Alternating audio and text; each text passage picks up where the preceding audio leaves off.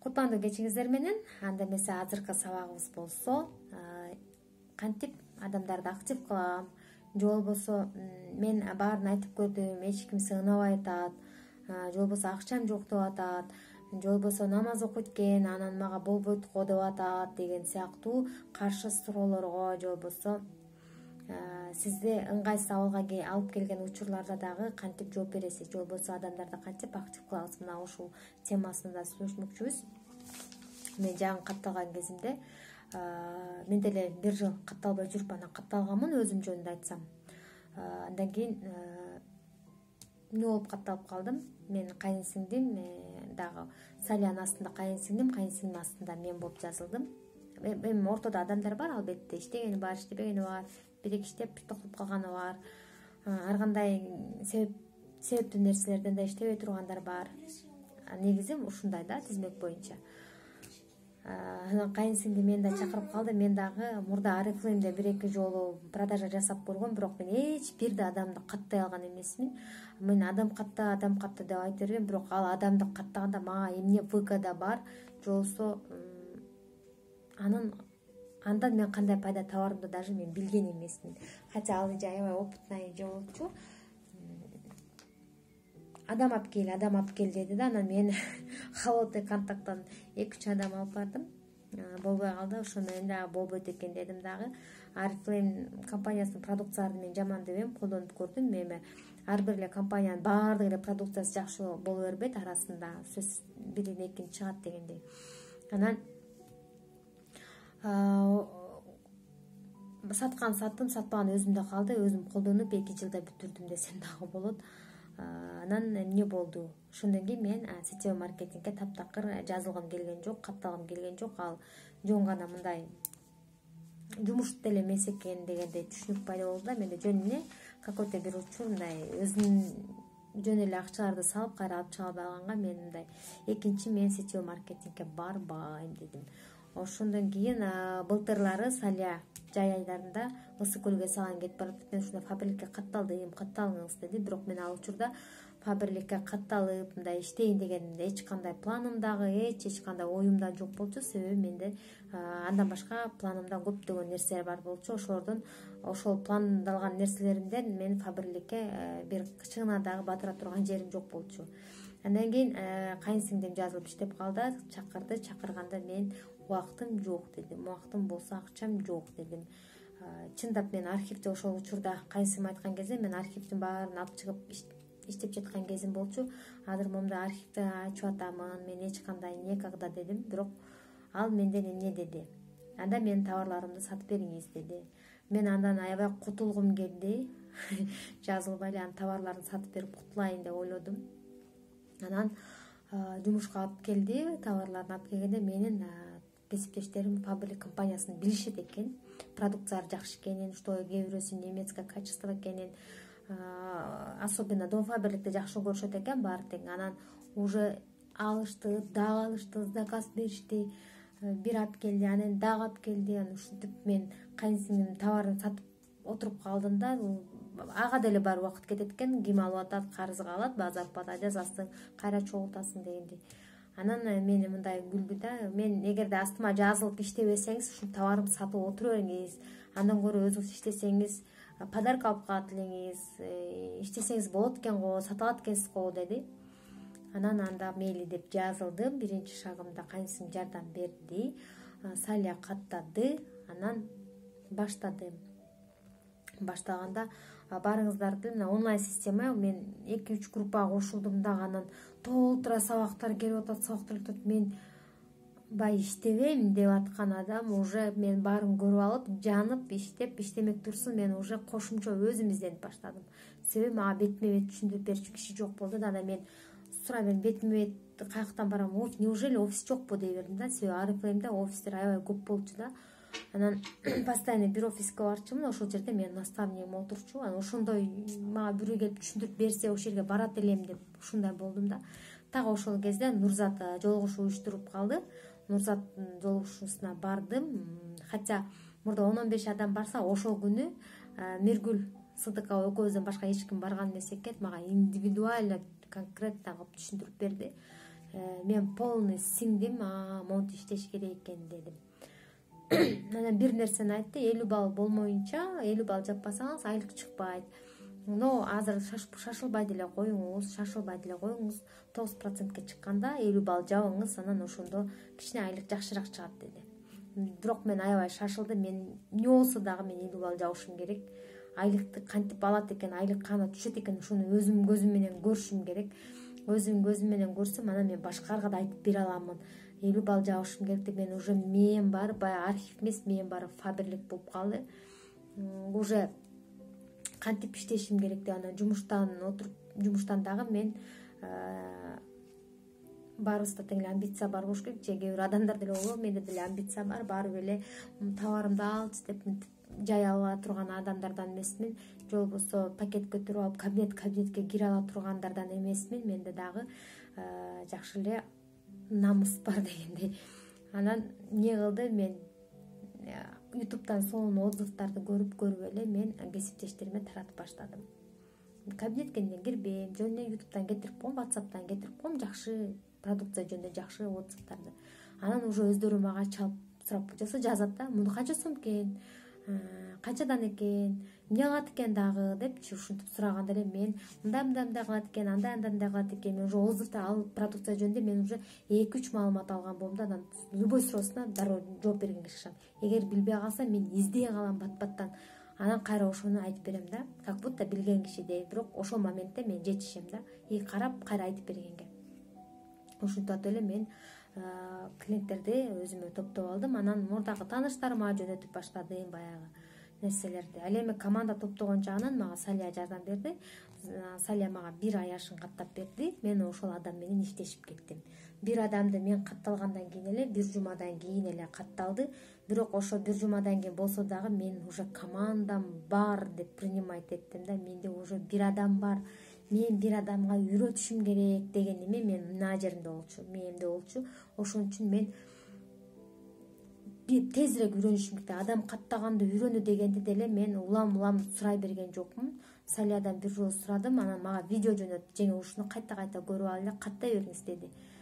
Кайра көрүп эле 1 адам каттадым, баса өзүм 1 адам каттадым. Анан ал адамдын астына Салия каттап берди. Ошентип анан ал командам көбөйдү да.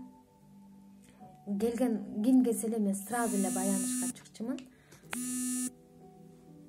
Салия атаң чыгат деп койчу. Дарбазаны ачсайт окшойт. Келген адам баягы мен астымдагы кыз айтат: мен муну каттадым дегенде мен сразу телефон чалып эле анан уже түшүндүрүп баштайм. Азыркы каталогда мынча сомго заказ берсеңиз, мындай деп уже условияларын түшүндүрүп айтып берип баштайм да. Мен муну менен эмнени айткым келет? Сауле, дарбазаны дейм. Видимо, дарбаза окшойт. Анда чал сен өзүң. Мен шашылчумун да. Биринчи менден сураса мен жооп бере албай калбасам экен, мен билбей калбасам экен деп мен группада активно сурачумун билбеген нерселерди. Ошол нерселерди эмне үчүн айтып берип атам сиздерге? Сиздер дагы ошондой болушуңуздар. Сиздер сурабасаңыздар, сиздер өзүңүздөрдүн билбей жаткан нерсеңизди сурабасаңыздар, эч ким сизге келип мынтип айтып бербейт. Мисалы мага личкама жазышса, мен ошол адам менен иштешемин, ошол адамга баарын түшүндүрүп айтып беремин.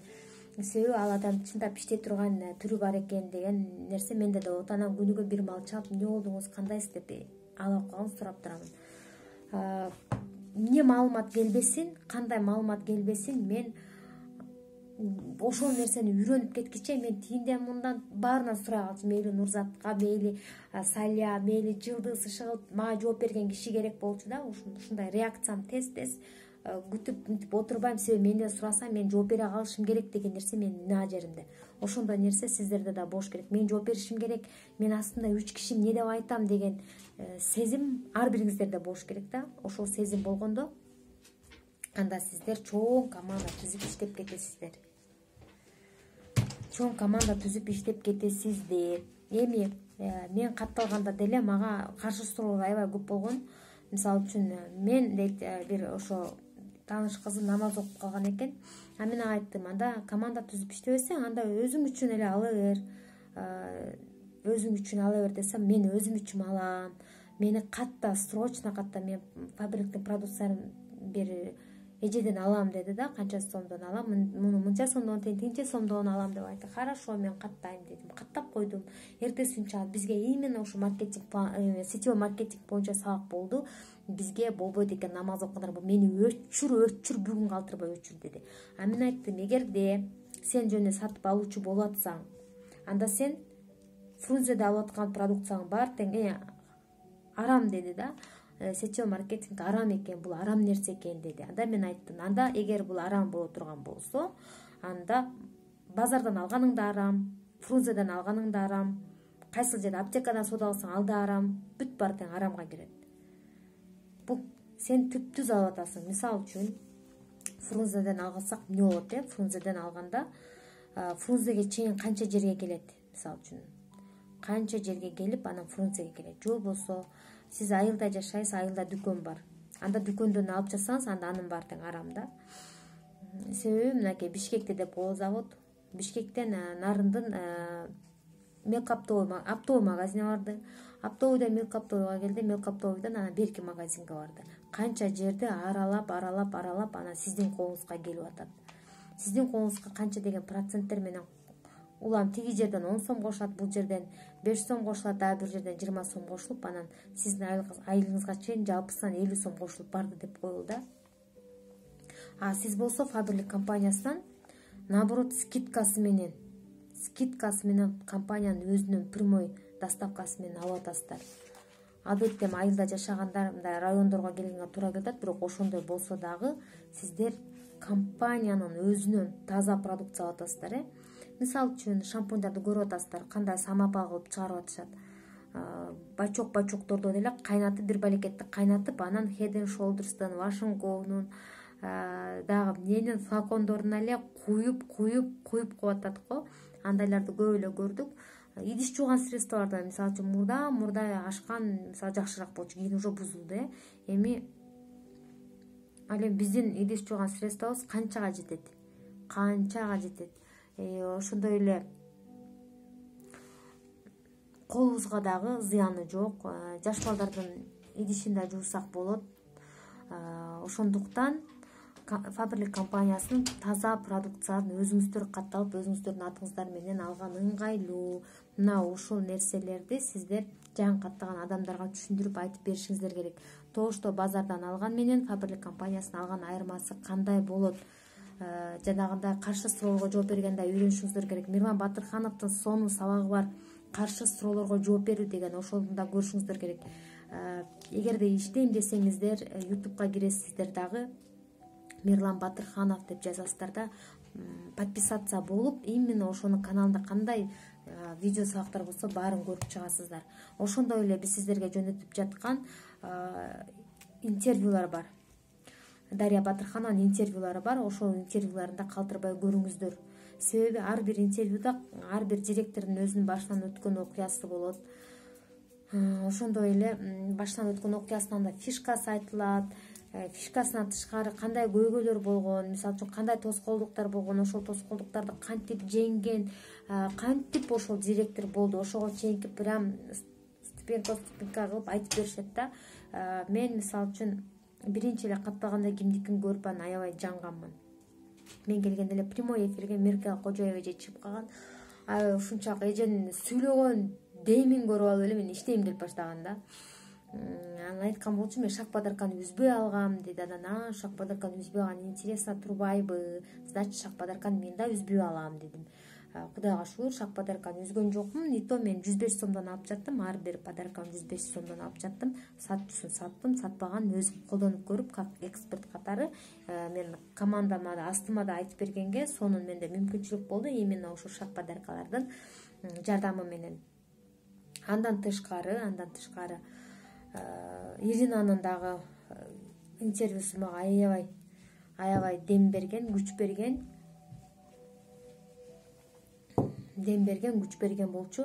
Себеби мен дем бергенди мен аябай башынан аны үчүн ал интервьюну ыйлап көргөм да, эмнегедир мен өзүм эмоциональный болгондуктан ыйлап көргөм.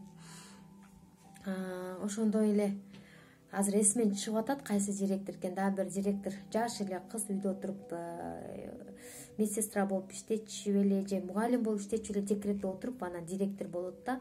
Анан ал фишкасынан бөлүшүп атпайбы эме деди да.